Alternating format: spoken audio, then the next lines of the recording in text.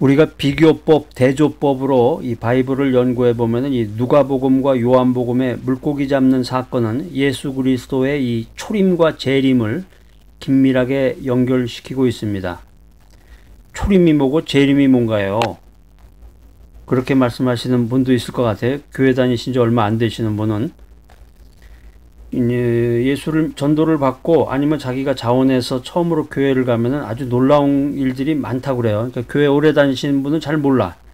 교회 처음 가시는 분들은 이렇게 긴 의자, 그러니까 장의자라고 그러는데 교회에서는 긴 의자에 이렇게 앉아가지고 1시간 동안 서로 아무 말도 하지 않고 앞에서 목사님이 얘기하는 거나 뭐 진행 상황에 따라서 아무 말도 안 하고 그냥 앞에만 쳐다보면서, 근데 사실은 교회 다닌 지 얼마 안 되시는 분들은 그게 굉장히 충격적이라고 그래요. 그게 견디기가 힘들기도 하고. 그래서 요즘에 이제 앞서 나가는 교회들은 그렇게 긴 의자 갖다 놓지 않고 개인 의자나 이제 극장식 의자라든가 그런 그 안에 인테리어를 그런 식으로도 꾸미고, 그 다음에 그 라운드 테이블이라고 있죠. 동그란 테이블에다가 이렇게 여러 사람이 이렇게 둥그렇게 앉기도 하고 자연스럽게. 요즘에 이제 그 현대식 호텔 같은 데서 이제 회의를 하거나 사람들에게 뭔가 메시지를 전할 때 그런 방법을 쓰는데, 하여튼 이런 모든 게 그게 뭐 성경에 나와 있는 게 아니에요.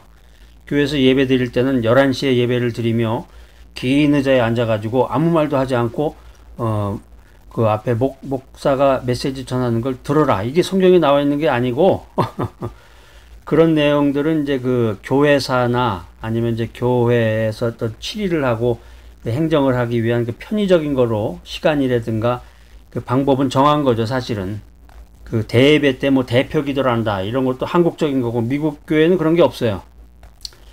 대예배라는 그 말 자체가 벌써 비성서적인 건데 사실은 성경에 나와 있는 것도 아니고, 사실은 농경사회에서 처음에 한국에 기독교가 전파될 때 농경사회였는데, 농경사회에서 제일 중요한 시간이 아침에 11시인데 그 11시를 주님께 드린다는 의미로 해서 이제 11시에 예배를 드렸는데, 그게 이제 현대로 오면서 그게 11시 예배가 진짜 예배고, 그거보다 좀 전에 드리는 뭐 일부 예배나 이런 거는 뭐 잠깐 드리는 예배 같이 그렇게 생각하시는 분도 많더라고요. 오후에 드리는 예배는 뭐 가짜 예배고 뭐 그런가?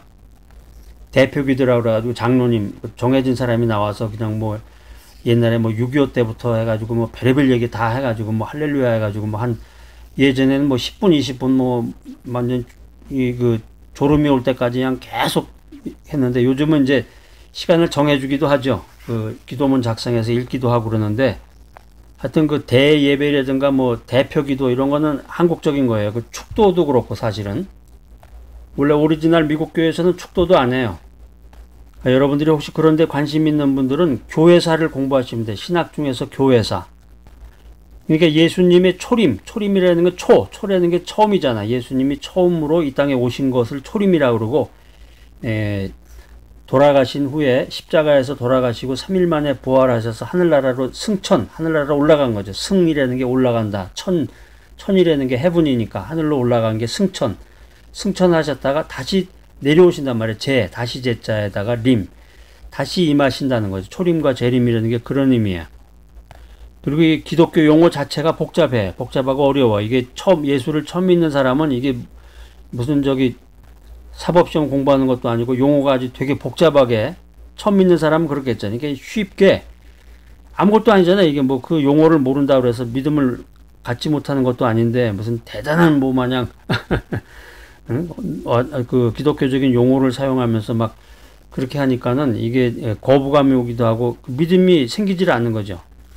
예수 그리스도의 초림과 재림을 긴밀하게 연결시키고 있는 것이 누가복음과 요한복음에 나오는 그 물고기 잡는 사건이, 이게 물고기 잡는 게 누가복음에도 나오고 요한복음에도 나온단 말이에요. 근데 이것을 성경을 잘 연구해 보면은 작은 복음의 불씨가 큰 복음의 불을 일으킨 이벤트다라는 것을 우리가 알 수 있습니다. 그리고 이 복음이 믿음으로 예수 안에서 유대인이나 이방인이 하나가 되게 하는 그런 가스펠 복음이다라고 하는 것입니다. 두 사건의 그 백그라운드를 좀 살펴보면은, 먼저 누가복음에 나오는 그 사건은 예수님의 초기 사역 당시에 제자들을 부르는 장면이에요. 그러니까 그러니까 베드로는 그날 저녁에 밤이 맞도록 그물을 던졌는데 아무것도 얻지 못했다. 그런데 예수님의 말씀에 의지해서 그물을 내렸더니 그물이 찢어질 만큼 많은 고기가 잡혔다라고 하는 것입니다. 이게 이제 예수님의 초림의 의미를 가지는 건데, 여기에 반해서 이제 요한복음의 물고기 사건은 부활 후에 세 번째 보이신 사건인데 종말론적인 의미를 가진다, 이렇게 해석할 수가 있습니다. 하나님이 사용하신 그 물고기 숫자에 비밀이 있는데요. 여러분 이제 성경책을 꼭 찾아서 읽어보시기 바랍니다. 밑줄을 그으셔야 성경책을 찾아가지고 밑줄 쫙 하시기 바랍니다. 언더라인을. 누가복음 5장 6절입니다. 누가복음 5장 6절. 자, 시작. 고기를 잡은 것이 힘이 많아 그물이 찢어지는지라. 자, 누가복음에서는 그물이 찢어졌다 그랬어요. 숫자도 안 나오고. 요한복음 21장 11절 한번 찾아보세요. 요한복음 21장 11절. 자, 시작. 그물에 가득히 찬 큰 물고기가 153마리라. 이같이 많으나 그물이 찢어지지 아니하였더라. 자, 누가복음이나 요한복음이나 두 사건 모두에서 물고기를 아주 많이 잡았는데, 누가복음의 물고기는 너무 많아서 셀 수 없을 정도였고 그물이 찢어졌다, 이렇게 성경은 기록하고 있습니다. 이거는 이제 제자들이 가스펠을 가지고 복음을 가지고 많은 영혼들을 건져낸다는 그런 영적인 미닝을 나타내고 있습니다. 영적인 의미를 나타내고 그물 속에 가득한 고기는 땅끝까지 전파될 복음의 세계를 말해주고 있는 것입니다. 그래서 어떤 신학자는 누가복음 5장은 오늘날의 교회, 요한복음 21장은 그리스도께서 다시 오실 종말의 교회의 상징으로도 해석하고 있습니다. 그래서 오늘날 우리는 복음의 그물을 던지지만 매일 매순간 복음을 전해야 돼요. 저번에 얘기한 것처럼 그 길거리에서 막 예수 천당 이렇게 막 어깨에다 이걸 메고서 막 복음 전하는 사람 흉이 나볼 게 아니라, 여러분들이 창피하고 그 흉을 보던 사람들 무리 속으로 들어가서 여러분들이 그 복음을 전하셔야 돼요. 오늘날 우리는 복음의 그물을 던지지만 종종 그물이 찢어지고 실패처럼 보이고 실제로 얼마만큼의 영혼을 구원했는지 알지 못합니다. 그런데 예수님께서 다시 오실 때 정확한 수를 알게 된다는 거예요. 요한복음 21장 11절에 153마리라고 그 숫자가 적혀져 있는 것처럼 예수님께서 다시 오실 때는 정확한 수를 알 수 있고 잃어버리는 자가 없을 것이다, 이렇게 성경은 우리들에게 메시지를 전하고 있는 것입니다.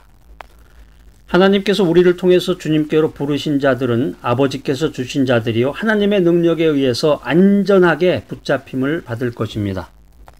우리가 믿음의 결단, 변화, 성숙을 위해서 우리들이 해야 할 일, 내가 해야 할 일은 깊은 데로 가서 그물을 내려야 합니다. 자, 여러분 한번 외쳐보세요. 깊은 데로 가자. 깊은 데로 가자. 누가복음 5장 4절입니다. 깊은 데로 나아가라. 그러니까 우리가 때때로 인생을 살거나 신앙생활할 때 얕은 물가에 서서 신앙이라는 큰 물고기를 잡으려고 할 때가 많아요. 그러니까 우물 안에 개구리처럼 사는 거죠. 세상이 어떻게 돌아가는지 자기가 살고 있는 것이 최고고 제일인 것 마냥, 그것도 사회생활하는 게 아니라 집구석에 틀어박혀가지고, 요즘에 집구석이라는 말로 해서 그 유튜브 같은 데 보면 많이 나오는데, 집안에서만 방콕이라고 그러죠. 방콕. 방 안에 콕 들어박혀가지고 세상이 어떻게 돌아가는지 모르는 식으로 인생을 살아가는 분들, 그런 분들은 좀 깨달음을 가지셔야 돼. 그러니까 자기가 살고 있는 동네, 자기가 살고 있는 도시, 자기가 살고 있는 그 지역, 거기에 대해서도 잘 모르고, 한국 같으면 뭐 서울이라든가, 서울도 강남이라든가, 제가 그전에도 이제 그 말씀 나올 때마다 말씀을 드리는데, 인사동 같은데 옛날에 막 그 유행의 거리라고 해서 가잖아요. 근데 요즘에 인사동도 이제 한물 갔단 말이에요. 그 근처에 있는 익선동. 거기가 이제 뜨는 동네 아니에요. 새로운 그 정보를 제공해주고 젊은 사람들이 그냥 인산인해가 돼가지고 막 어깨를 부딪힐 정도로 엄청난 많은 사람들이 와가지고 전부 거기서 사진 찍고 막 거기 식당에 레스토랑에 들어가서 음식 먹고 뭐 차도 마시려고 그냥 그렇게 많은 사람들이 모이는데, 이 세상이 도대체 어떻게 돌아가는지도 모르고 그냥 방구석에만 방콕 해가지고 콕 들어박혀가지고 자기가 이미 초등학교 때 배운 지식만 가지고 인생을 산다. 야, 정말 한심한 인간이로구나. 우리가 때때로 얕은 물가에 서서 큰 물고기를 잡으려고 그러는 거예요. 우리 신앙생활도 마찬가지야. 하나님의 일을 하고 하나님의 뜻을 이해하고 하나님의 사역을 하는데 적은 시간을 투자하고 염려와 수고를 짊어지지 않으려고 한다는 거죠. 그러니까 교회 일을 하고 하나님의 뜻을 선포하고 뭐 메시지를 전하고 뭐 온갖 일을 다 한다. 그런 사람들 가만히 지켜보세요. 보통 보면 1년 준비하고 배워서 10년 동안 써먹으려고 그러는데 에이 도둑놈 같은 놈들. 그런 사람들이야말로 진짜 날강도라고 할 수 있습니다. 10년간 준비하고 배워서 1년을 사용하려는 태도를 지녀야 돼. 이게 정말 하나님의 뜻을 이루는 사람이에요. 예배와 교육과 말씀을 통해서 깊은 데로 가서 주님의 말씀을 전하고자 힘쓰고 애써야 합니다. 말씀 전하는 건 뭐 교회 전도사님이 있잖아요. 여전도사님이 말씀 전도하러 다니시는 것 같은데요. 돈 받고 우리가 사역비 매달 꼬박꼬박 드리는데, 그러니까 이런 잘못된 신앙을 갖고 있으면 안 돼. 복음 전파는 믿음을 갖고 있는 사람의 의무란 말이에요. 의무. 믿음 생활에 중요한 것들이 몇 가지가 있는데 가장 중요한 것 중에 하나가 복음 전파예요. 복음 전파. 전도하고 전도를 하거나 아니면 복음을 전하는 거죠. 메시지를 전하는 거예요. 사도 바울처럼. 그래서 저도 이제 이렇게 여러분들 통해서 유튜브라든가 여러 가지 그런 SNS 이런 네트워킹을 통해 가지고 말씀을 전하는데 여기 얼마나 놀라운 주님의 은혜가 임하는지 몰라요. 아주 기적의 기적이 나타납니다. 그래서 항상 우물 안의 개구리 마냥 얕은 데서 그냥 깔짝깔짝 세상 말로 그럴 게 아니라 깊은 데로 가서 주님의 말씀을 전하고자 힘쓰고 애써야 된다는 거죠. 세상의 중심에 서서 주 예수 그리스도의 복음을 전하라. 저는 항상 기도하는 중에 주님으로부터 그런 음성을 듣고 세상의 중심에 서서 인생의 중심이신 예수를 전하라. 그 음성을 그게 뭐 어느 책에 있는 게 아니에요. 여러분 한번 찾아보세요. 제가 주님으로부터 들은 그런 메시지인데 세상의 중심에 서서 인생의 중심이신 예수 그리스도를 전하라. 혹시 주변에 그런 메시지를 들은 분들은 저의 말을 인용하는 거지 이제. 그래서 항상 기도합니다. 이 세상의 중심이 어딘가 하다가 제가 이제 지금 미국에 와서 이 세상을 이끌어가는 그 미국을 통해서 메시지를 전하고 있는데 우리가 발목 정도밖에 안 되는 얕은 신앙을 가지고 주님으로부터 많은 믿음의 그 물고기들을 요구해서는 안 됩니다. 그러니까 이 얕은 신앙으로는 영혼 구원이라는 큰 물고기를 절대로 잡을 수 없다는 거예요. 그러니까 우리가 인생 살면서 더 늦기 전에 깊은 데로 나가야 돼. 우물 안의 개구리에서 벗어나서 더 넓은 세상을 보고 융통성을 가지고 이해심을 가지고 더 늦기 전에 깊은 데로 나가야 된다라고 하는 것입니다. 왜냐하면 큰 물고기는 해변가에서 살지 않기 때문에 그래요. 자, 오늘 이 귀한 메시지 들으신 여러분들 1년간 준비하고 배워서 10년 동안 써먹으려고 그러지 마시고 10년간 준비하고 배워서 1년을 사용하려는 그런 거룩한 태도를 지니시기 바랍니다. 더 나아가서 세상의 중심에 서서 인생의 중심이신 예수 그리스도를 전하는 귀하고 복된 여러분 모두가 되시기를 간절히 기대합니다.